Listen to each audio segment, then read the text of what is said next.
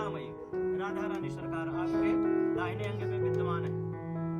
तो विवाह के पहले 7 वचन बताए। आपकी पत्नी अभी हुई नहीं, होने वाली है ना पूर्ण रूप से। तो इनका 7 वचन है कि आप हमारे 7 वचनों का अगर पालन करेंगे तो मैं आपके बाएं अंग में विद्यमान हो जाऊंगी पूर्ण रूप से। जब बाएं अंग में आ जाएंगी तो लक्ष्मी स्वरूपा विद्यमान हो जाएंगी। तो पहले वचन में कन्या कहती है कि महाराज आप हमारे पहले वचन को स्वीकार करें, फिर आगे का वचनों का आपसे सभी सम्भ्रांत व्यक्ति बड़े पूर्वज बैठे हैं, इनसे अनुग्रहित करके मैं आपको आगे 6ठे 7वें वचन तक ले चलूंगी। पहला वचन क्या है कि तीर्थव्रतोद्या नन यज्ञदानम मया सह त्वाम यदि कर्म कुर्याः वामांगमायामि तदा त्वदीयं जगाद कन्या वचनम च प्रथमम। पहले वचन में कन्या कहती है कि हे स्वामी, अगर आप कहीं तीर्थ इत्यादि व्रत करने, उद्यापन और धार्मिक कर्मों को करने के लिए आप अगर अकेले जाते हैं तो आप अकेले नहीं जाएंगे, मेरी भी उसमें सहभागिता रहेगी। तब सभी जो आप कर्म करेंगे पूर्ण फल उसमें प्राप्त होगा। कहा गया कि अगर पत्नी कोई कर्म करे, पत्नी कोई कर्म कर ले अकेले तो अपने आप आधा फल प्राप्त हो जाता है, लेकिन आप करेंगे तो आप, इसलिए पत्नी की सहभागिता अनिवार्य है। स्वीकार है प्रथम वचन आपको स्वीकार है। हाँ, दूसरे वचन में आइए। विहाप्या प्रदान रमरान पित्रान काव्या प्रदान दीप पूजे था वामांग मायामि तदा त्वदीयं जगाद कन्या वचनम तृतीयम। दूसरे वचन में द्वितीयम, दूसरे वचन में कन्या कहती है कि हे स्वामी, देवताओं के लिए अगर आप कोई दान भोजन इत्यादि सभी को कराते हैं और उसमें मेरी सहभागिता अनिवार्य होगी, अकेले आप कोई कार्य नहीं कर पाएंगे। जैसे भोजन इत्यादि किसी को अतिथि आ गए खिला रहे हैं तो अकेले नहीं, बनाना मेरा कर्तव्य रहेगा, खिलाना आपका। ये दूसरा वचन है।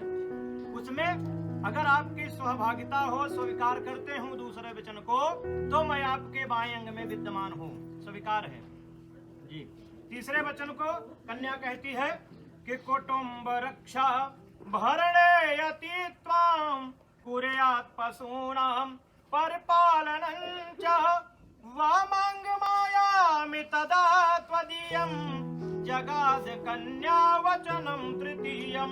तीसरे वचन में कन्या स्वरूपा कहती है, लक्ष्मी स्वरूपा कि हे स्वामी, अगर आप घर पे गाय इत्यादि पशुओं का पालन पोषण करते हैं, करना चाहते हैं, तो वो भी मेरे अधीन रहेगा, लेकिन बाहर की जो व्यवस्था होगी, चारा इत्यादि आप लाएंगे और घर की जो व्यवस्था रहेगी चारा इत्यादि बना करके, वो मेरा कर्तव्य रहेगा देने के लिए। अगर आप इस वचन को मेरे मानते हैं तो ही मैं आपके बाएं अंग में विद्यमान हो जाऊंगी, स्वीकार है। चौथा वचन आयव्ययोधा ननधानिकानां पृष्ट्वा निवेशं च गृहे निदध्याः वामांगयामि तदा त्वदीयं जगाद कन्या वचनम चतुर्थम।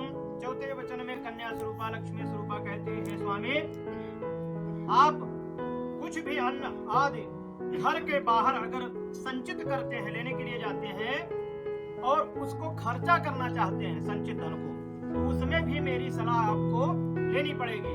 अगर मेरी सलाह आप स्वीकार करते हैं तो ही मैं आपके बाएं भाग में विद्यमान होंगी, स्वीकार है।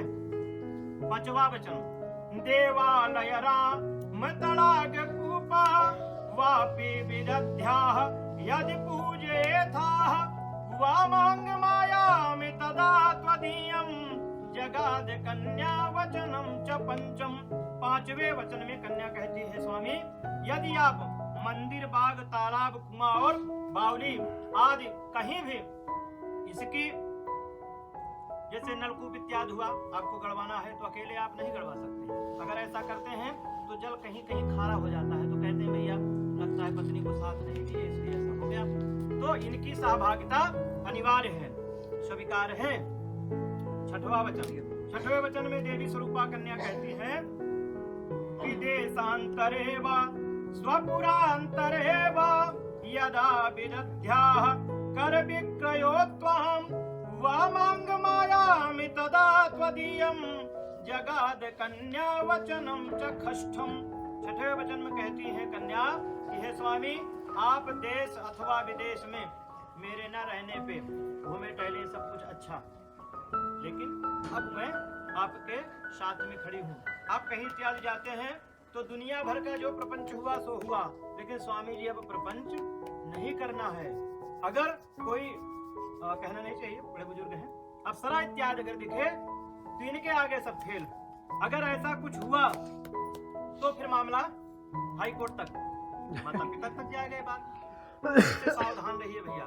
अगर यह सलाह स्वीकार करते हैं सबके बीच में तो ही मैं आपके बाएं अंग में विद्यमान होंगी। स्वीकार है? तेजी से बोले। अब 6 वचन हो गया, 7वां वचन बहुत जरूरी। सभी यहाँ एक से बढ़कर एक ब्राह्मण विद्यमान है, विद्युत ब्राह्मण विद्यमान है, सब पढ़े लिखे हैं। सबसे जरूरी बात यही है ब्राह्मणों में, ये आप देख लीजिए, बाकी छा पीछे कर दीजिएगा। ये जरूरी है। ये जरूरी क्या है कि ना सेवनीया यदि पार किया त्वया भगत भा मिन कामनीति वामांग माया में तदा त्वदीयम जगाद कन्या वचनम च सप्तम। 7वें वचन में कहती है स्वामी जी, सब कुछ करिएगा लेकिन क्या नहीं करिएगा? जो आजकल की प्रथा चल रही है बोतल वाली, उससे निवेदन है कि दूर रहिएगा, बहुत दूर रहिएगा। क्योंकि वो जब घर में प्रवेश वो करती है ना तो सभी सुख ऐश्वर्य को समाप्त कर देती है। तो इससे एक नहीं, 1000 नहीं, 10 लाख नहीं, जीवन पर्यंत तक उधर देखिएगा नहीं। जाने तो बहुत दूर का नहीं जाइएगा। और क्या नहीं करिएगा कि उसका सेवन कभी ना करिएगा। अगर साथ में कोई किया है तो ठीक है भैया प्रणाम, यहीं से अच्छा हुआ मिलना मिलाना, तुम खाली ना हम खाली, बस यहीं से प्रणाम करिए, घर जाइए। अगर यह स्वीकार है तो ही मैं आपके बाएं अंग में विद्यमान होंगी। सभी विद्युत जन, ब्राह्मण जन, वेदत्व पाठी ब्राह्मण यहाँ विद्यमान है, माता पिता विद्यमान है, रिश्तेदार विद्यमान है, आकाश और पाताल विद्यमान है, अग्नि विद्यमान है। अगर ये 7 वचन मेरे स्वीकार करते हैं तो ही मैं आपके बाएं भाग में विद्यमान होंगी। लक्ष्मी स्वरूपा, तेजी से बोलिएगा। हाँ, स्वीकार है? वृंदावन बिहारी लाल की जय। लड़कियों से कहा चारा पानी करी कि ना करी? अरे आएगा करे ये अब इसके बाद उनका नंबर है। बाबू भैया एक सेकंड देखिए, इसके बाद उन्हीं का नंबर है। विवाह, ये जो विवाह हो रहा है ये ब्रह्म विवाह कहलाता है। ब्रह्म मुहूर्त में न ब्रह्म मुहूर्त दूसरी चीज हुई जीजा। और इसमें जो पढ़े लिखे लोग हैं वो जरूर जानते होंगे विवाह 8 प्रकार का होता है। विवाह 8 प्रकार के होते। पहला विवाह हुआ ब्रह्म विवाह, वैराग्य विवाह, गंधर्व विवाह, पिशाच विवाह, राक्षस विवाह, इस तरह से मिला के विवाह 8 प्रकार के होते हैं। ठीक, ये आदि और अनादि, आदि और अनादि, पता नहीं कितना सतयुग द्वापर त्रेता कलयुग आया और कितना चला गया। या ब्रह्म विवाह होते चला आया। भगवान राम का भी हुआ, शिव जी का भी विवाह इसी तरह से हुआ जैसे आज हो रहा है। इस विवाह की कुछ शर्तें होती हैं, कुछ शर्तें होती है, जैसे कि बिटिया की तरफ से भैया हमारे कुलदीप भाई ने बताया कि आप इसको मानिए तो मैं आपकी अर्धांगिनी बनूंगी, अन्यथा कोई मतलब नहीं। और जब ब्रह्म विवाह से कन्या ब्याही जाती है उससे जो संतान उत्पत्ति होती है वही औरस पुत्र कहलाती है। अब बाकी रोज 4 बियाह कराओ, 10 लड़कियां पैदा कराओ कर कोनो मतलब नहीं। ठीक, समझ में आया कि नहीं? इस विवाह की क्या शर्त थी पंडित जी ने बताया तो लड़का कहता है कि मैं इन 7 वचनों को मानूंगा, बाखूबी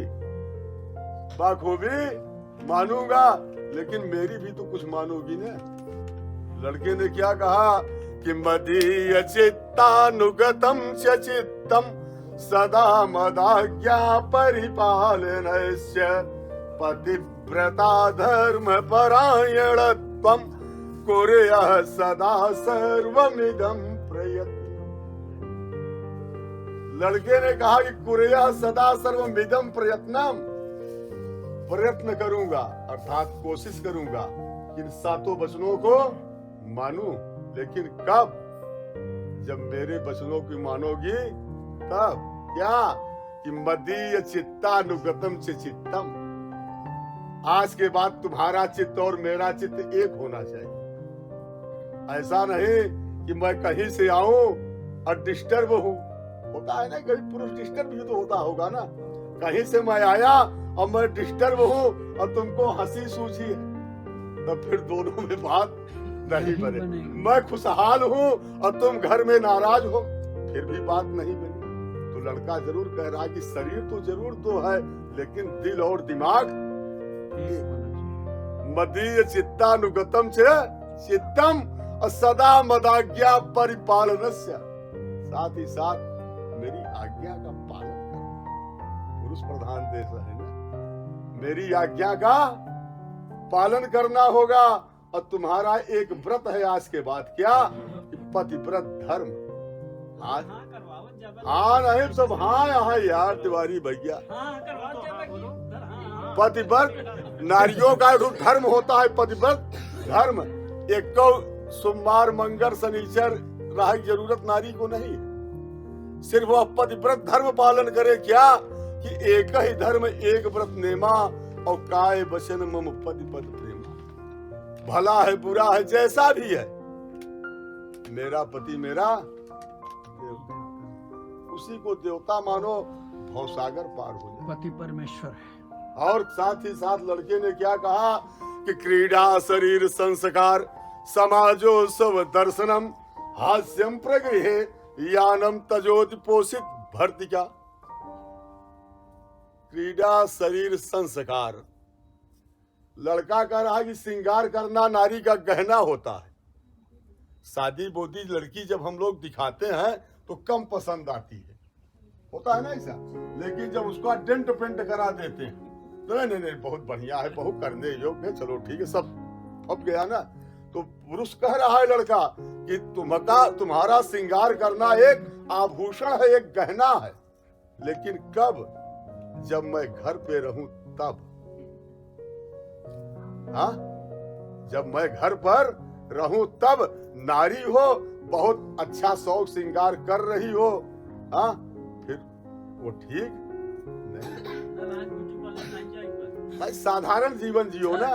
क्रीडा शरीर संस्कार समाजोत्सव दर्शनम, समाज में जो उत्सव वगैरह होते हैं, हाँ हाँ, अगर कभी जरूरत है मेरे साथ चलो ना तो ज्यादा अच्छा रहेगा।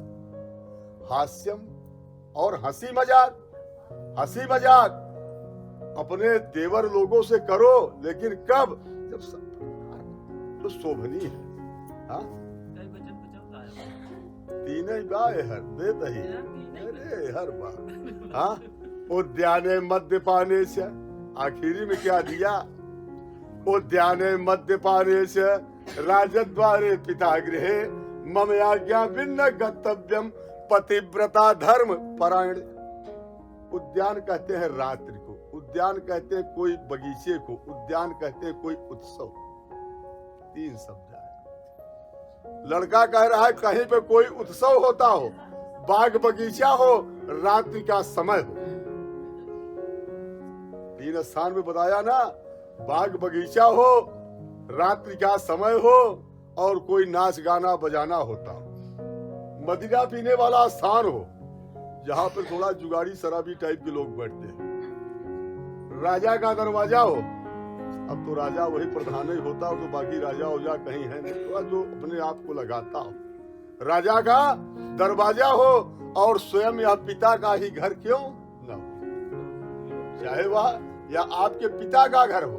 इन स्थानों पर यदि आपको आना है तो एक बार मेरी अनुमति लो। मैं नहीं हूँ तो हमारे मम्मी पापा और तमाम भाई लोग हैं, अगर वह कहते हैं कि नहीं तुम्हारा यहाँ जाना ये उचित है, तब जाओ, बिना अनुमति के जो है जाना नहीं है। यदि इन वचनों को स्वीकार करो तो मैं इन 7 वचनों को बाखूबी स्वीकार करूंगा। तो दूसरे जने हर देखा पंडित के हर देखो, चलो सर पे हाथ रखो बिटिया, तो हल्दी लगा हुआ इनके हाथे में, घी डाल दीजिए। बहुत है, थोड़ा जल डाल देते ही पानी, हाथे में हल्दी लगाओ बेटा, अब लगाओ इसे। तो और डाला कुलदीप भैया, लोटा छुड़ेगा थोड़ा सा, अब लगाओ फिर लगाओ, बढ़िया से सब मजा आया। न लगे फिर हमसे बताओ